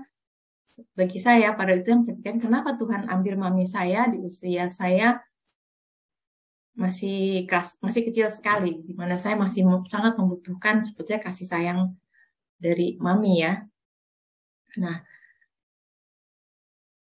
tapi saya merasakan bahwa Tuhan itu luar biasa baik, ya. Setelah bisa melewatinya, saya benar-benar nggak mau ke gereja. Saya marah sama Tuhan. Padahal rumah saya cukup dekat ya dari katedral ya, tapi saya dari awal baptis saya rajin, saya terus kemudian tidak mau ke gereja sama sekali. Ternyata pada saat kuliah, saya merasa itu adalah memang Tuhan mengirimkan seorang teman kuliah yang orang Kristen, bukan orang Katolik. Ya, dari orang Kristen, di Kali Kemakmuran kayaknya dia ke gereja, daerah situ deh, gereja Kristen. Tapi dia terus suka tanya saya, dan sering kali nasihatin saya, nggak boleh begitu, harus tetap ke gereja, kembali ke gereja. Dan yang luar biasa, dia tuh nganterin saya ke gereja. Padahal dia orang Kristen. Gereja dia tuh di Kemakmuran situ. Dia nganterin saya ke gereja. Beberapa minggu dia menemani saya sampai saya benar-benar merasa bahwa ya saya bersalah. Saya minta ampun sama Tuhan. Saya sakramen tobat, dan saya kembali ke gereja. Saya merasakan bahwa pada saat itu mungkin nggak terlalu buat saya, tidak terlalu merasakan ya, tapi dalam perjalanan kehidupan ini saya merasa bahwa itulah kerahiman Allah yang tidak pernah meninggalkan anaknya, tidak pernah melepaskan anak-anaknya. Dan sejak itulah saya kembali ke gereja Katolik, dan juga setelah menikah ya, terus saya juga mulai aktif di lingkungan ya sampai sekarang gitu ya. Jadi kayak jatuh cinta banget sama Tuhan, karena Tuhan itu betul-betul nggak pernah meninggalkan kita seperti domba yang hilang. Saya jadi teringat Yesus mau meninggalkan 100 dombanya itu untuk mencari anak domba satu yang hilang. Seperti saya ini, yang dulu betul-betul hilang, nggak mau gereja selama SMA karena saya marah sama Tuhan. Kenapa mami saya diambil, orang lain punya mami, saya nggak punya mami gitu. Tapi kerahiman Tuhan, kebaikan Tuhan, dia mengutus teman, bukan yang beragama Katolik bahkan, yang beragama Protestan, tapi mau mengantar saya ke gereja setiap minggu, menemani ikut misa bersama. Setelah saya rajin gereja, ya sudah, dia balik ini lagi, udah nggak ngantar lagi gitu, tapi dia selalu pantau saya. Jadi saya merasa bahwa itu adalah kerahiman Tuhan yang hadir dan menyertai saya sampai hari ini. Terima kasih.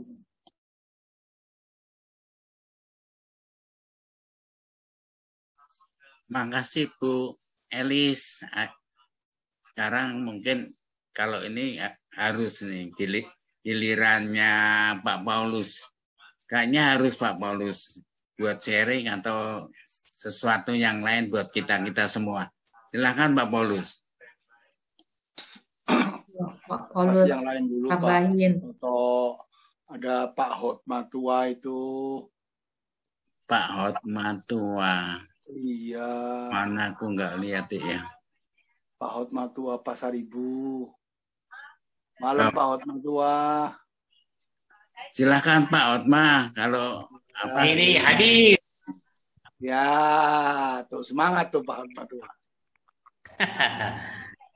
sharing tentang apa ini? Sharing tentang kehidupan tentang kasih Allah, betapa Allah mengasihi kita semuanya. Sharing tentang itu Pak Hotma. Kalau dari tadi ini udah banyak cerita kita yang tersentuh mau jadi pastor nggak jadi. Foto Pak Hotma itu gimana Pak Hotma? Kalau sharing tentang cinta Tuhan Yesus, kita mencintai Tuhan Yesus ya, memang dalam kehidupan saya kalau mau sharing bisa 1 sampai 4 jam sharingnya. Ini pengalaman yang ini pengalaman hidup saya yang betul-betul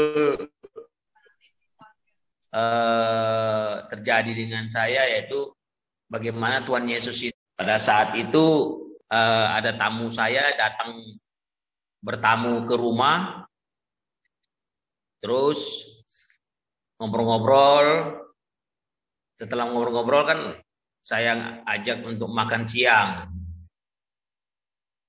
Untuk makan siang itu di rumah, kebetulan pada saat itu kita tidak masak, tetapi kita itu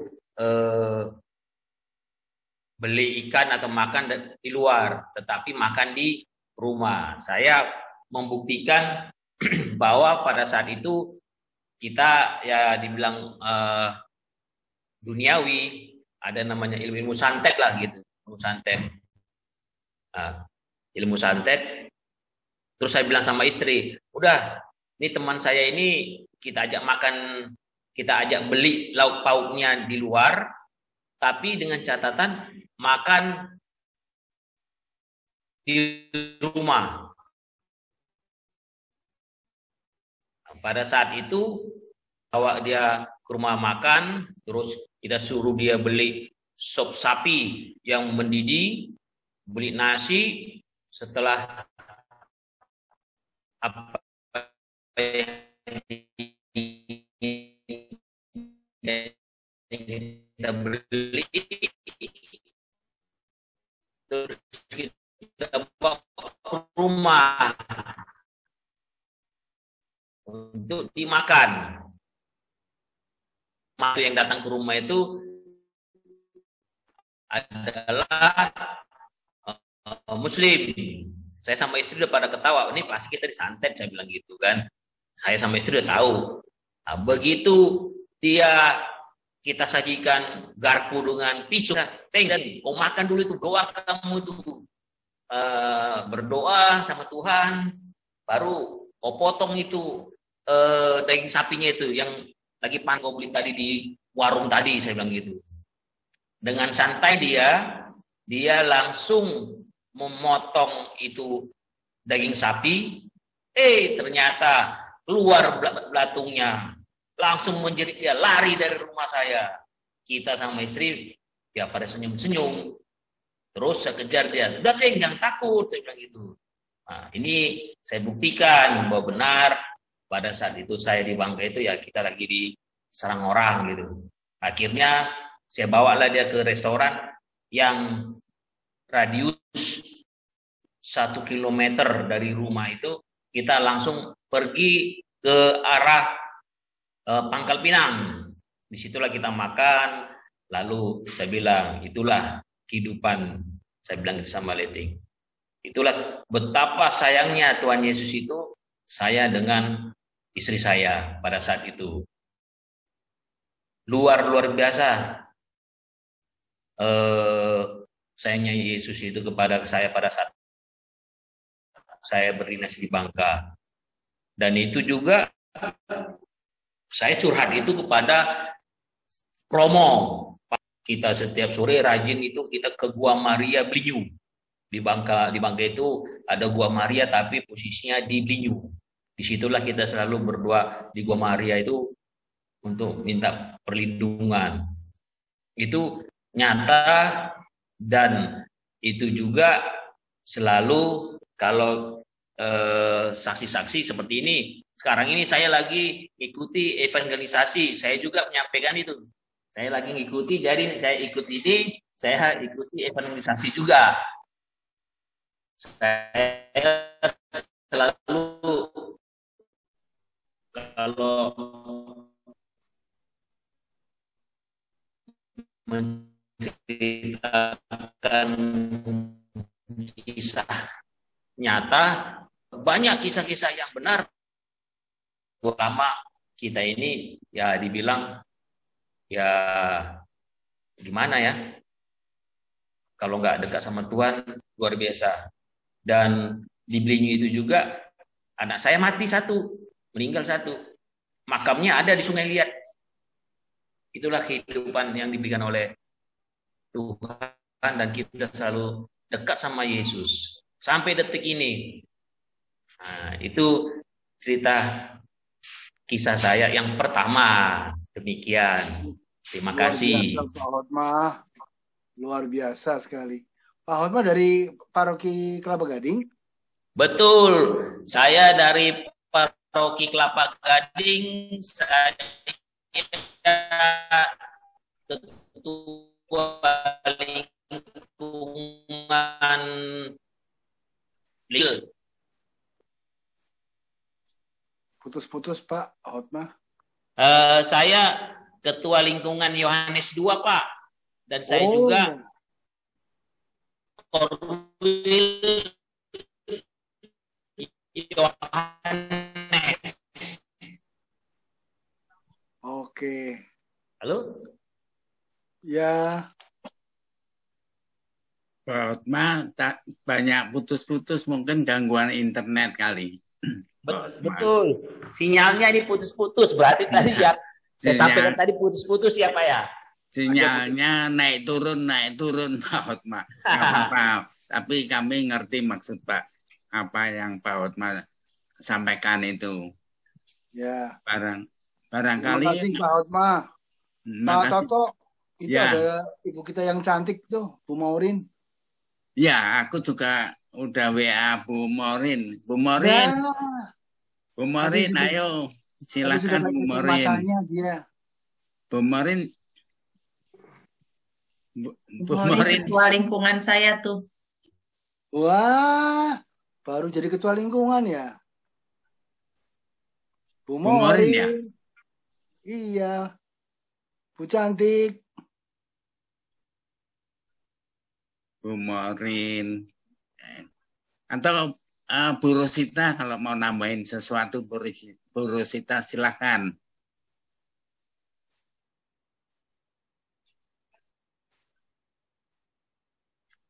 Ya, Bu Elis telah memaparkan secara luar biasa. Yang sharing juga secara ini luar biasa pula. Mau nambah apa lagi Pak Paulus? Paling sharing.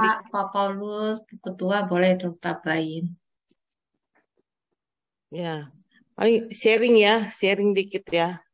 Ini kan cerita tentang orang bangsa Israel yang menyembah ilah-ilah lain gitu ya. Saya jadi teringat masa lalu saya. Saya dulu paling hobi pergi ke peramal. Lagi saya muda loh.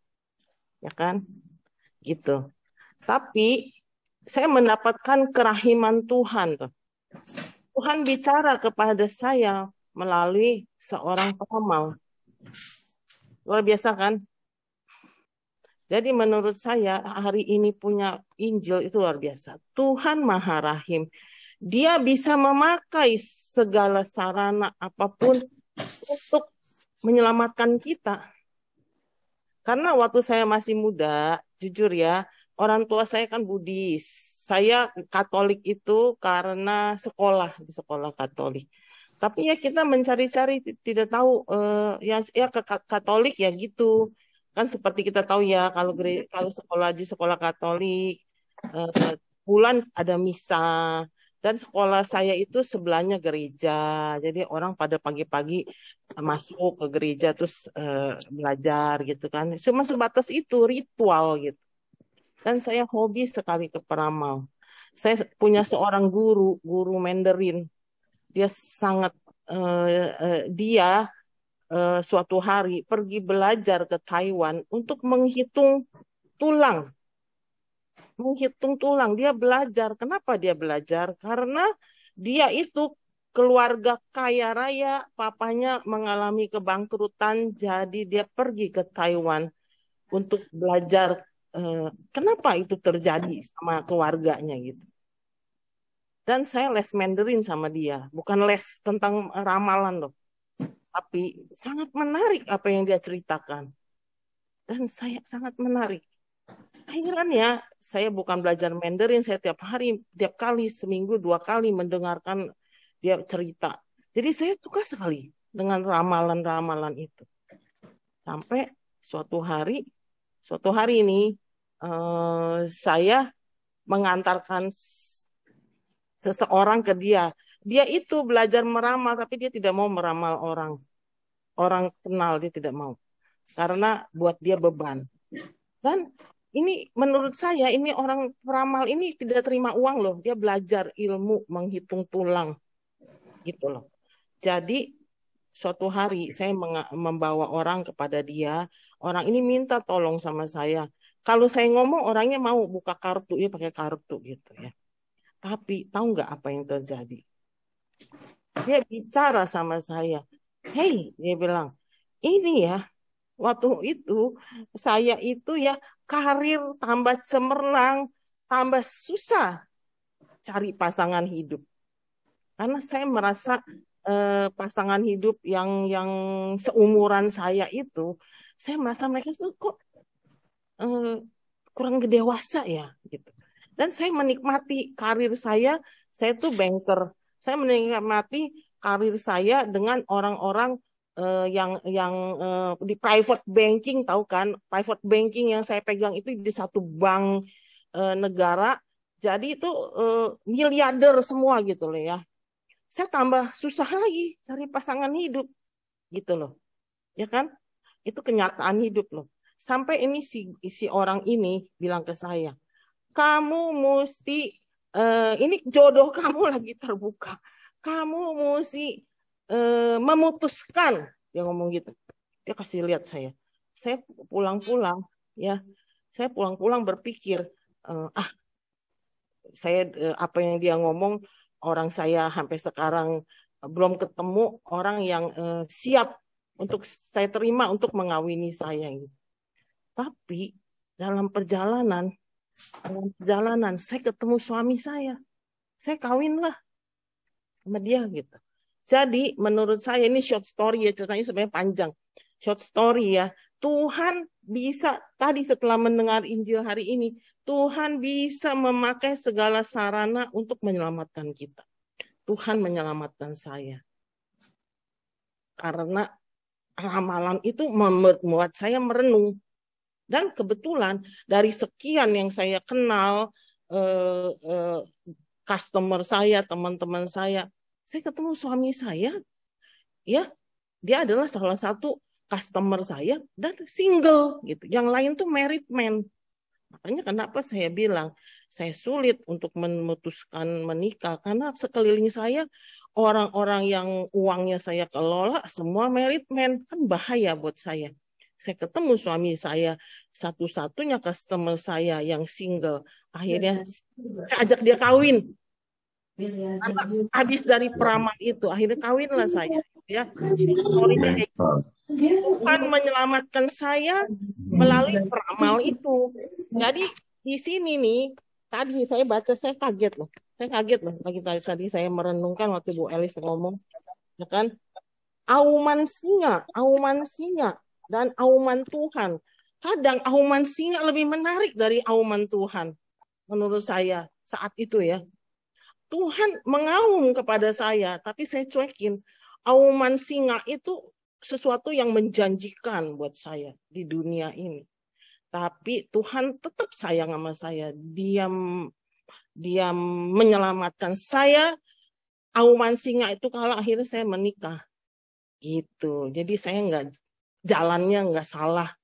Saya menikah, benar-benar menikah. Akhirnya apa yang terjadi? Jualan firman lah sekarang. Tadinya jualan uang jadi jualan firman tuh. Gitu ya. Terima kasih Bapak Ibu telah mendengarkan sharing saya.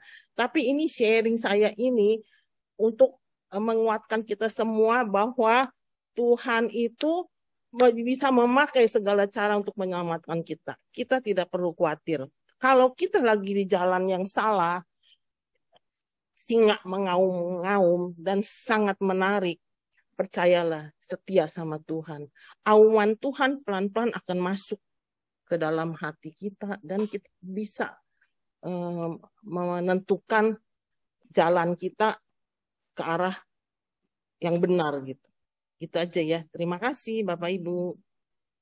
Makasih Bu Rosita, sharing yang benar-benar menarik. Dan tadi ngomongnya Bu Rosita, saya ketemu suami saya, ketemu pacar saya dulu tahu Bu Rosita, baru nikah ketemu jadi suami gitu loh Bu Rosita. Iya, Makasih. sekarang jadi suami saya. Tadinya kan bukan, jadi mantan pacar gitu istilahnya. Nah ya gitu. Makasih Bu Rosita. Mungkin ada 1-2 orang lagi yang mau sharing atau ini jam berapa? Masih 15 menit ya. Kalau ada, atau saya tambah dikit ya Bu Elis ya. Nah, ya tambahin dikit lah Pak Toto. Ya, nggak boleh banyak-banyak ya. Banyak Bu Elis itu kisahnya, kisah yang tadi itu Bu, dari Injil Hosea itu ada yang mirip itu di kitab Sefanya. Kitab Sefanya itu rangkumannya begini. Allah itu memberi peringatan kepada orang Israel dengan penghukuman. Tujuannya apa? Supaya mereka tuh sadar dan bertobat. Dan kalau ada pertobatan, maka ada pengampunan. Dan kalau ada pengampunan, maka mereka diberi keselamatan. Persis ya Bu Elis ya. Cuman ini nggak ngomong yang nggak mau bertobat, ini ngomong yang mau bertobat. Yang nggak mau bertobat yang biarin urusan tanggung jawab mereka ke Allah sendiri. Begitu tentang kitab Sefanya. Mungkin. Terima kasih Pak Toto. Iya, sama-sama. Atau masih ini ada beberapa orang yang udah izin live 1, 2, 3, 4. Terus ada yang pindah ke nambahin Paulus. Iya, kebetulan minggu lalu saya juga membawakan kitab Hosea. Mungkin masih senada. Kitab Hosea ini menurut saya sesuatu yang banyak sekali perumpamaannya, kemiripannya dengan kitab-kitab lain, banyak isinya mirip.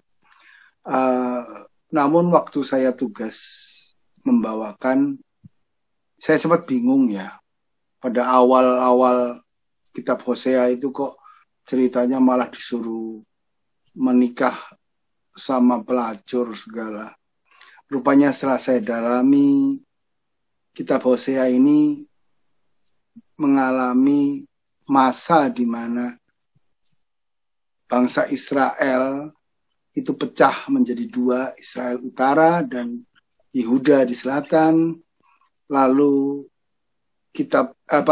orang-orang utara ini rupanya banyak melakukan kesalahan-kesalahan Dan kitab Hosea ini adalah suatu kitab yang berusaha menegur bangsa Israel, terutama bagian utara, yang rupanya kurang mendengar.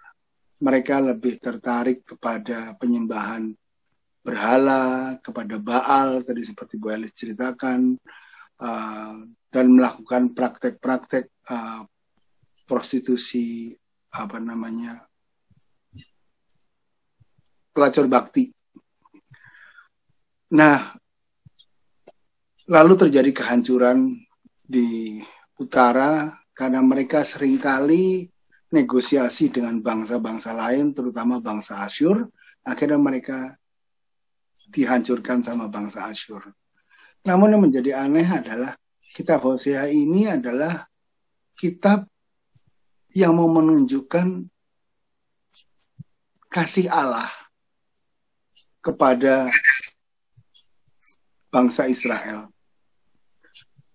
Apapun bentuknya, bahwa di kitab Hosea ini banyak sekali seakan-akan Allah itu begitu marah, begitu menegur bangsa Israel.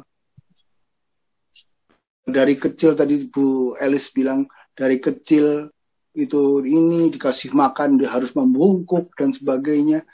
Itu mau menggambarkan bagaimana pengorbanan Allah yang akhirnya terluka ketika udah besar kok dia malah menyembah yang lain.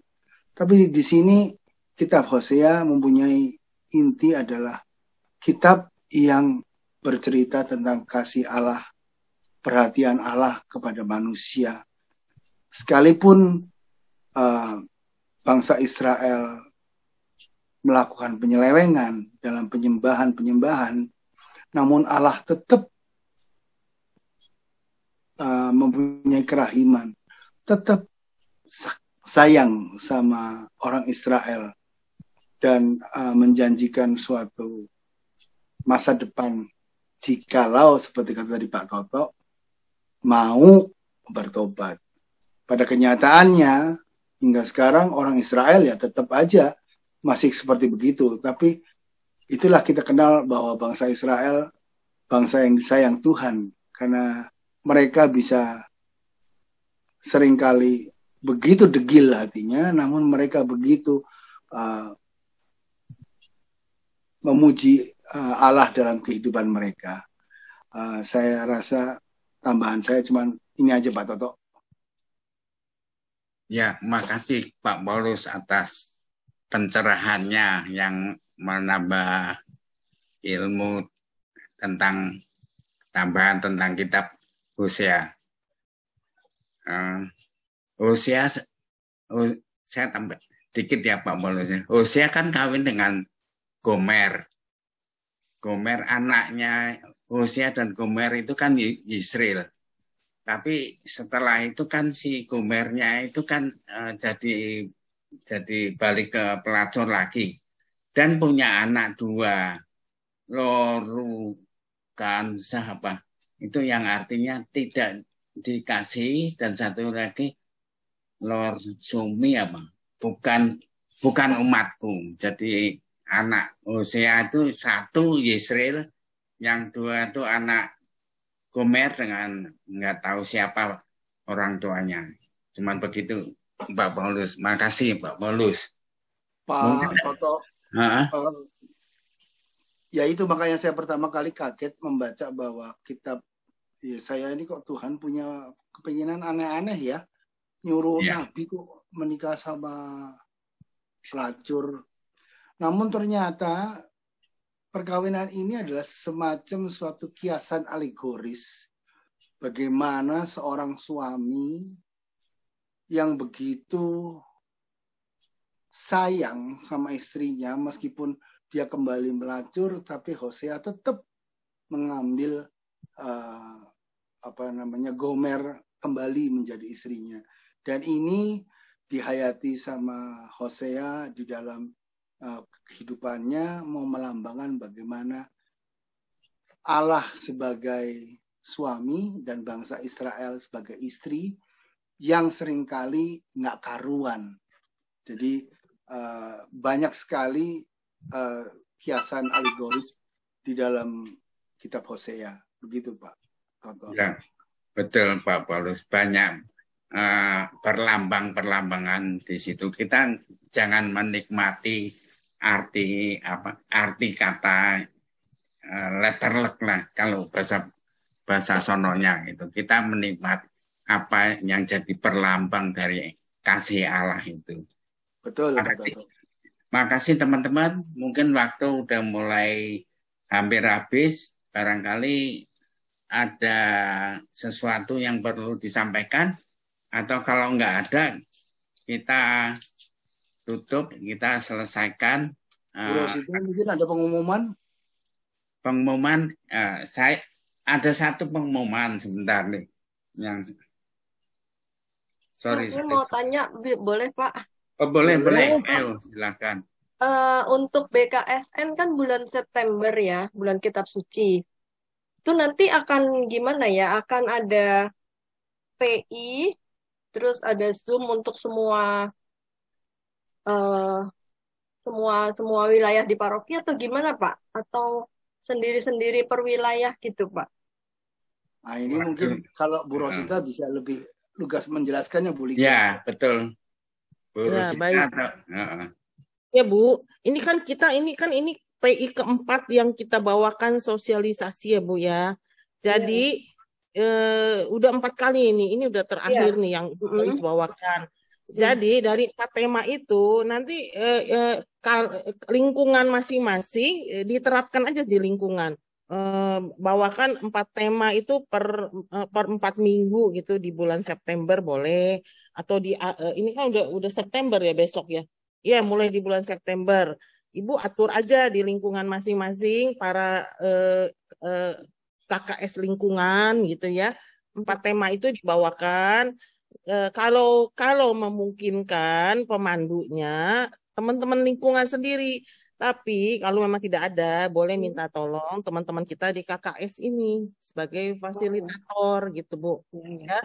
Jadi kita sudah tidak ada lagi sosialisasi untuk PI 4 tema itu karena sudah berlangsung ya. Kalau Ibu mau lihat, bisa lihat YouTube KKS Kelapa Gading. Itu ada semua di situ. Pertama, kedua, ketiga, keempat ada semua. Yang kita bawakan mulai tanggal 10 Iya, Agustus. saya ada ikut sih 2 kali, Bu. Ya, 10 Agustus ya Ibu ya. Ibu buka aja. Dan kita pun sudah share itu Bu. PDF Bulan Kitab Suci Nasional yang dari K3S ya. Ibu bisa ambil dari situ. Itu kan banyak sekali.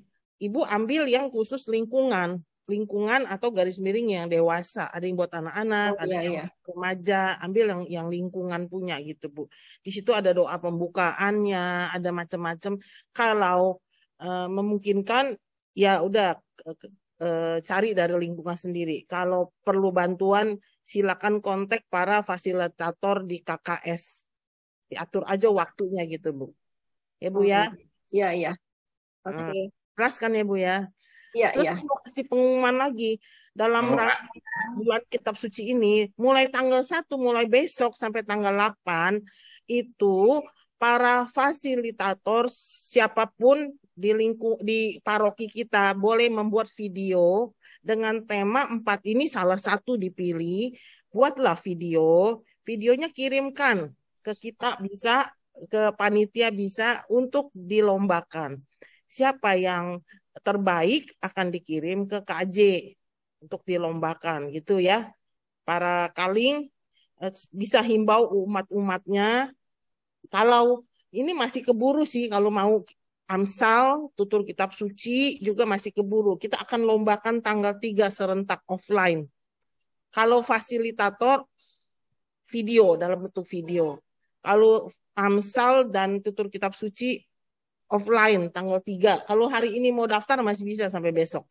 Tanggal 3 sudah dilomba. Ya. Itu biasanya ada ininya, ada buat dewasa, ada buat anak-anak, ada buat remaja. Gitu ya, Bapak Ibu ya. Dan puncaknya ini seminar dari Romo Yosef Susanto, ya. seminar tanggal 10. Ayo himbau para umat di lingkungan masing-masing untuk hadir tanggal 10. Kalau belum daftar, segera daftar. Ada ininya kan brosurnya, bisa daftar langsung, bisa melalui WhatsApp. Kalau memang sulit, melalui WhatsApp daftar, nanti hadir tanggal 10 untuk dapatkan tiket. Karena tiket itu untuk konsumsi plus ada undian berhadiah dari Romo Yosef. Itu ya Bapak Ibu ya. Ya, Bu Rosita, saya tambah dikit aja. Jadi seminarnya itu tanggal 10 ya. Di Gereja Lama Kim Taigon. Ya. Mulai jam 9 sampai jam 12. Ya, benar.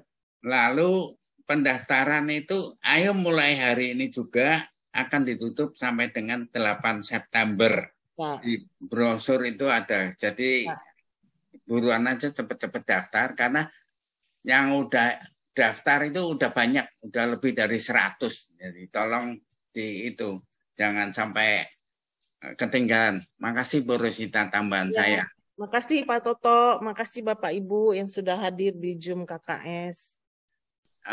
Sebagai penutup, kami semua bukan panitia yang hadir di sini mengucapkan terima kasih kepada Bu Elis, Bu Ketua, Bu Rosita, dan semua teman-teman semuanya yang hadir. Semoga di hari Rabu depan kita ketemu lagi. Terima kasih kepada para peserta semua. Selamat malam dan sampai jumpa. Selamat malam. Selamat Pak Toto. Ya, sama-sama semua. Ada doa penutup Pak Toto? Oh ya, sorry. Doa penutup tolong Bu Resti. Sorry. Bu Resti, silakan Bu Resti. Selamat malam Bapak Ibu. Mari kita akhiri BKSN keempat ini dengan doa penutup. Dalam nama Bapa, Putra, dan Roh Kudus. Amin. Allah Bapa yang penuh kasih, kami mengucap syukur pada malam hari ini, kami tim KKS Paroki Kelapa Gading dapat melaksanakan sosialisasi bulan Kitab Suci tahun 2022 yang telah dibawakan oleh Ibu Elis. Kiranya apa yang telah disampaikan oleh Ibu Elis dan teman-teman lainnya pada pertemuan-pertemuan sebelumnya boleh menghantarkan kami semua para kaling KKS lingkungan, juga pemandu dengan pemahaman yang lebih baik, dan pada waktunya di bulan September nanti telah siap untuk mengajak umat-umat lingkungan di Paroki Kelapa Gading memahami dan menghayati semangat dari bulan Kitab Suci tahun 2022 ini dengan tema besar Allah Sumber Harapan Hidup Baru. Semoga dengan tema ini semua umat beriman boleh kembali pulih lebih cepat dan bangkit lebih kuat setelah berada cukup lama dalam suasana yang tidak menentu karena pandemi COVID-19 ini. Semoga kami semua dapat meletakkan harapan kami hanya kepada Allah saja sebagai sumber harapan hidup kami. Kami mau belajar dan bercermin pada pergulatan para nabi-nabi di tengah-tengah kesesakannya. Semoga kami semua menjadi semakin baik dan bijaksana. Terima kasih Tuhan atas semua materi-materi yang dari bulan Kitab Suci tahun ini yang sangat inspiratif. Sebentar lagi kami akan mengakhiri pertemuan malam ini dan kami boleh melanjutkan aktivitas dan istirahat kami sertai kami selalu ya Tuhan. Semoga besok kami boleh mendapat tenaga dan semangat yang baru daripadamu untuk melanjutkan usaha dan karya kami. Akhirnya kami mau serahkan seluruh doa, harapan, dan ucapan syukur kami ini hanya ke dalam tangan kasih-Mu, Tuhan dan pengantara kami. Dalam nama Bapa, Putra, dan Roh Kudus. Amin. Amin. Makasih semuanya.